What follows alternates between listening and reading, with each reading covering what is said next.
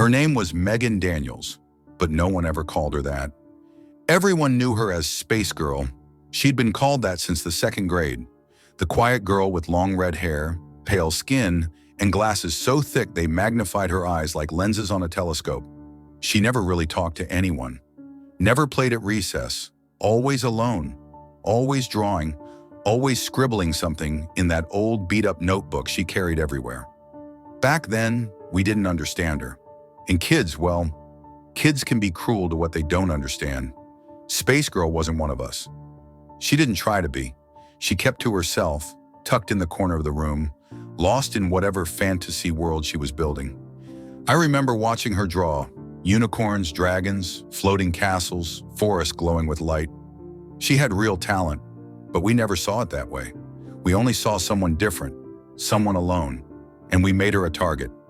Sasha Brown started it. She was always the loudest and the meanest. She claimed Space Girl's mom was a crackhead, that Megan was retarded because of it. Whether it was true or not didn't matter. What mattered was that it stuck. We all laughed, even me. Not because I thought it was funny, but because I didn't want to be the one they turned on next. It got worse in 5th grade. I remember one rainy day, we had indoor recess and Megan was, as always, alone at her desk, head down, drawing something. Sasha walked over, grabbed her notebook, and started flipping through it, mocking every page. "What is this?" she sneered. "A unicorn? What are you, 5?" Then she handed it to me. I looked down. The drawing was beautiful, actually, but I didn't say that. I passed it to Tanya, and she crumpled the page, tossed the notebook on the floor. Megan flinched like she'd been struck. I just stood there, watching, doing nothing. After that, the bullying became routine. Megan would sit under the same tree every recess, quietly drawing, and Sasha and Tanya would hover nearby, pretending to admire her work while tearing it apart. "Can you draw me?" Sasha mocked once. "I hear retards are good at art. Maybe it'll actually look like a person." I laughed along. It was easier than standing against them. 7th grade. That's when everything changed. There were rumors that James Hardy, a boy from a different class, was angry at Megan. Someone said his dad had been seen going into her house. Then it turned into something worse. Talk that James and Megan were secretly dating. He hated that. One day, Brian Jordan and his brother Mike pulled a prank. They caught Megan at recess, dragged her behind a door in the hallway where they'd hung mistletoe. When James walked by, they shoved her at him and took a picture. She slammed into him, wide-eyed and terrified. She didn't even know what was happening. James punched her. Hard, right in the jaw. Teachers broke it up. Suspensions were handed out. Megan didn't come back until after the holidays. James and the others never came back at all. On Christmas Eve, the Jordan boys and their parents died in a car crash. People said they swerved off the road to avoid hitting something. 3 days later, James died too, attacked in his driveway. They said it was a deer. A deer? I remember thinking how strange that sounded. Deer don't kill people. A few days after that, I went to Sasha's house. She wanted to show me something. On her desk was Megan's notebook. Stolen again. She opened it, flipped through the drawings, and laughed. Then came the pages she had added. Pages of Megan dying, hanging from a noose, holding a gun to her head, standing at the edge of a building. Crude, ugly sketches. "Funny, right?" she said. I didn't laugh. I took the notebook from her, started tearing those pages out. Sasha tried to stop me. I pushed her, harder than I meant to. She looked at me with something between fear and rage, and I ran. I clutched that notebook all the way home, like it was something sacred. Later that night, I flipped through it again. There was one drawing I remembered, the unicorn prince. It had always been unfinished, just a blank field. But now, the unicorn was there, proud, glowing, standing tall beneath the stars. I was sure it hadn't been finished before. I'd seen it, and yet here it was, complete. When school started again, I returned the notebook to Megan. She didn't thank me. She didn't say a word. She just opened it and began drawing again. But that was enough. After that, I became her defender. It cost me everything. My friends turned on me. Rumors started. That I was a lesbian. That I was dating Space Girl. That I was infected. I didn't care. I just wanted to do what was right. In high school, we ended up in the same art class. One day, I asked her to draw me. She hesitated, then agreed. I went to her house for the first time.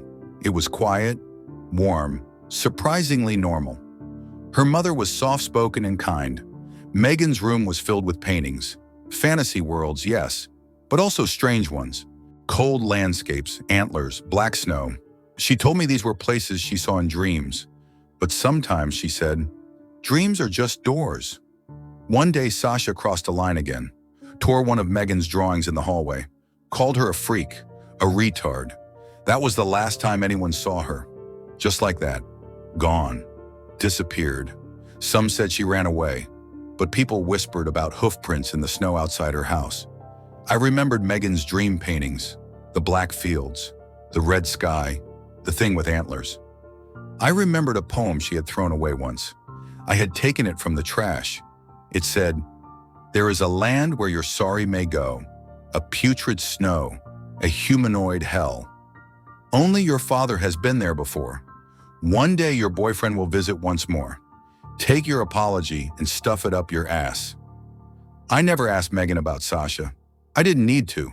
Some places don't exist on any map, but we carry them inside us, in anger, in pain, in silence. And sometimes if you hurt someone badly enough, they might take you there. I screamed through the door, "That's not my sister and you're not my mother."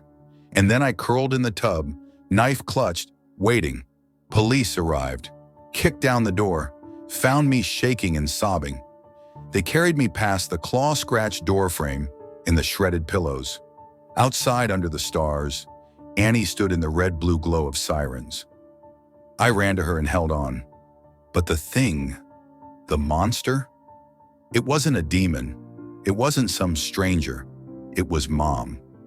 Out of her mind on drugs, she'd broken in, mimicking our voices, desperate for whatever was left in the house. So far gone, we barely recognized her. Turns out, monsters don't always live under the bed. Sometimes they raise you, sometimes they look like the person you love most. And in the end, it's up to you whether you let them in. Growing up, addiction stole our mother from us piece by piece. I was just 7 when her back teeth fell out. I kept them in a matchbox, hoping one day we could put her back together. Our house was falling apart, ceilings stained with water damage, stairs with dry rot, rust-bleeding radiators in winter. But Annie, my sister, made it a home. She raised me when no one else would. She brushed my hair, even when I screamed, "Let me shower first," danced with me barefoot on the living room carpet. She cooked, she cared. Annie was dark-haired like her father. I never knew mine. And she longed to be blonde like Mom. When I turned 18, she moved to New York, but I still dream about her sometimes. Our mother sparkled when she drank light. 3 a.m. pancakes and surprise beach trips instead of school. But when she drank too much or not enough, it was like living with a ghost or a storm. She'd scream, vanish for days, come home with strange men and lipstick-stained apologies. Annie and I learned to take care of her, lifting her off the bathroom floor, tucking her in, pretending everything would be okay. Then came October. I was 13, Annie 16. Mom had been gone 2 days. She called from a payphone that morning, slurring, forgetting my birthday had been the day before. Annie gave me a better birthday. Glittery nail polish, a homemade cake, the beach, laughter. But later that night, we weren't speaking. It started when I smelled whiskey on Annie's breath after she fell at the bottom of the stairs. For a second, all I could see was Mom. I panicked. I dumped every bottle down the sink. She tried to stop me. We fought. A bottle broke between us, shards glinting like stars we could never fix. Later, she cooked spaghetti.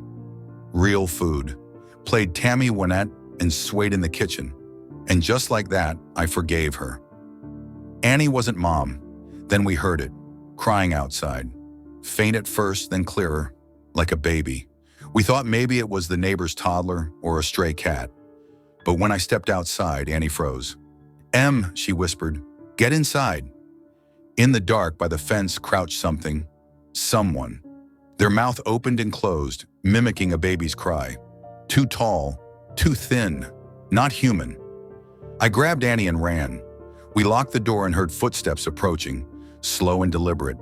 Then the forehead banging, soft, then harder, until the glass cracked. We bolted upstairs, locking ourselves in the bathroom. The thing downstairs began slamming through rooms, laughing, not like a child, but like something pretending. Annie gave me a knife and said she was going to get her phone. Mine was outside. She told me, "Don't open the door. Not for me, not for anyone." I didn't want to let go, but I promised. After she left, a voice came to the door. Sweetie, let me in." It was Mom, then Annie. But something was wrong. Annie never called me Emily. They begged, cried, laughed. My sister was a genius, not in the casual way people say it. She was the kind of genius that made the rest of us, even in a family full of high achievers, feel like we were fumbling in the dark. I was 17 when it happened. She was 13, and she had built something in our garage, a device I still don't understand, even after years of studying high-energy physics. She never explained it in a way that made sense. But one summer evening in 2003, Nirali stepped into my room without using the door, and without a body anyone could see. At first I thought I was hallucinating. Her voice came from the middle of the room, but she was nowhere. Then she giggled, that unmistakable, mischievous giggle, and said, "I walked where the walls weren't." It didn't make sense. None of it did. She rambled on about atomic drift, frequencies, supertemporal shifts. It was all gibberish to me, but whatever she'd done had made her different. She was invisible, untouchable, but still there. And somehow she was speaking in a language I didn't recognize. Not audibly, not exactly, but one I could still understand. No matter what she said, it came through in perfect English in my head. When she tested it on religious Sanskrit hymns or Latin filler text, I still heard the meaning, not the sound. She called it a universal language, one that wasn't bound by culture or phonetics. It bypassed the ears, went straight to the mind. We spent late nights testing it. She would speak, and I'd try to pick apart the mechanics of her words, but I never could. All I could say was that the meaning was always clear, even when the sound was wrong. Sometimes deeply wrong. Then one night things changed. We were lying on the floor laughing about some object translation experiment when she suddenly froze. Her giggles died. The air shifted. "Nirali," I whispered. "Shh," she said, so softly I almost missed it. And then I felt it. A presence. Not like a person. Something else. It hovered in the corners of the room like liquid shadow, pressing in from behind the walls.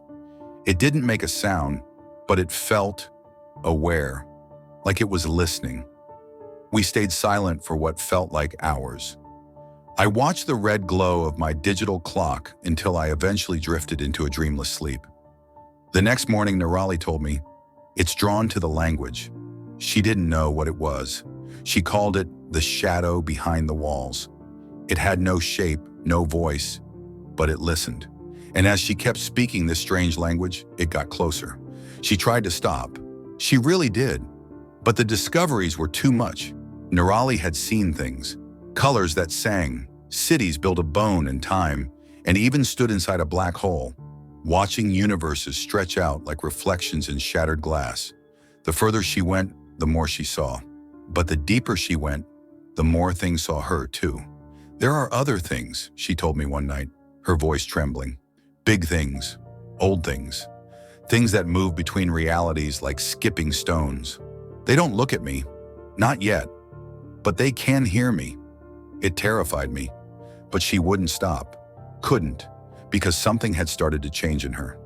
"I can't speak English anymore," she told me one night, her voice cracking with fear. I thought she was joking, but she wasn't.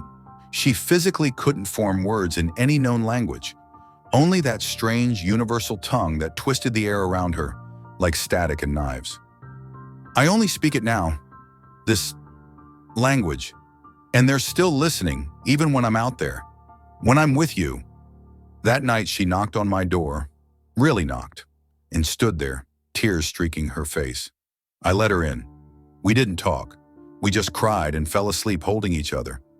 The next morning I asked her to try, just once, to speak. She leaned in close and whispered something in that language. It was wrong. The moment the sounds touched my ears, my stomach turned.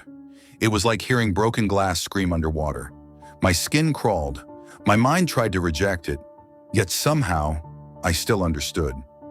She said, "Don't tell Mom and Dad." That was the last time she spoke to me. She doesn't talk anymore. Not because she's gone, but because it's safer that way. Safer for her, safer for us. But some nights, when the shadows press against the walls, I think about the language, about what it unlocked, and I wonder if she's still speaking it, somewhere out there in the dark, whispering things that were never meant for human ears. And if something is still listening,